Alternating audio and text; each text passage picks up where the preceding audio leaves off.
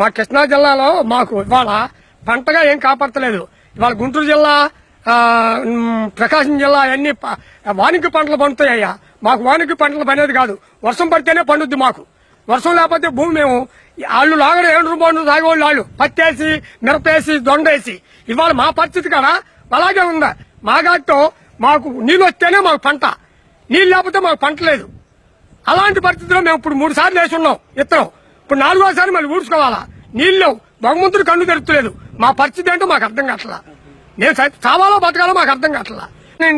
బుద్ధప్రసాద్ గారు అవనండి, మరి కొనగాల నారాయణ గారు అవనండి, వాళ్ళు ఎవరన్నా అసలు గ్రామాన్ని పట్టించుకుంటున్నా. ఒక మండలాన్ని గాని శివారి నుంచి నీళ్లు ఇస్తా అన్నారు. శివారి నుంచి నీళ్లు లేవు, వాళ్ళు వచ్చి చూడటం లేదు. అసలు కావల కాడికి వెళ్ళి ఒక ఆఫీసర్ని అడిగోళ్ళు లేరు వాళ్ళు. అలాంటి పరిస్థితిలో ఉన్నాం మేము. ఆ పరిస్థితిని మీరు గమనించి చంద్రబాబు నాయుడు అవనండి, చంద్రబాబు నాయుడు వచ్చినాక మాకు ఇవాళ ఏం మేలు జరిగింది? మాకు ఏం ఒక్క మేలు జరగల. మాకు మేము రైతు అన్నోడు కుంపు అయిపోయాం. రుణాలు తీస్తా అన్నాం, ₹1 రుణం ఉంది. ఇలా బ్యాంకు బంగారం పోద్దన్నావు, బంగారం పాలా. మమ్మల్ని ఎంత ఇబ్బందుల్లో ఉన్నామో మాకు 10 డబ్బాలు మీరు రైతు కన్నోడికి ఒక 7 డబ్బా కొనిచ్చి అరే చచ్చిపోను రా అని చెప్పమనుండో మేము చచ్చిపోతాం. అంత మిని మేము చేసేది ఏమీ లేదు. ఇక ప్రతి రైతును ఆలోచించి రైతుకి ఏ అవకాశం లేకపోతే మీరు ఒక 7 డబ్బా మాకు ఇస్తే మేము భార్యాభర్తలో పిల్లలు మేము చచ్చిపోతాం. ఇక అంతకన్నా నేను చేసేది ఏమీ లేదు. ఇక అది మీ దయ. అది ఇక అంతకన్నా మేము అంత బాధపడి మేము చెప్పుకుంటున్నాం. మేము అంత మించి ఇంకోటి చెప్పుకునేది కాదు. అది వాణిజ్య పంటలు, అది మెట్ట ప్రదేశానికి అది ఉపయోగిస్తుంది, కానీ మాగాడికి అనేది ఉపయోగించదు.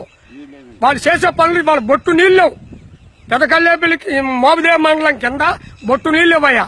దాన్ని మీరు ఆలోచించి ప్రభుత్వం ఏం చేస్తుందో 4 డబ్బాలు 10 డబ్బాలు కొనిచ్చేసి ఒక్కో రైతుకి పమ్మనంటే మేము చేను కాడికి వెళ్ళి చచ్చిపోయి కోరుకుంటాం. మా పరిస్థితి ఇవాళ ఎవరు కుక్కల దగ్గర ఆలోచించోళ్ళు లేరు. అలా ఉంది మా పరిస్థితి.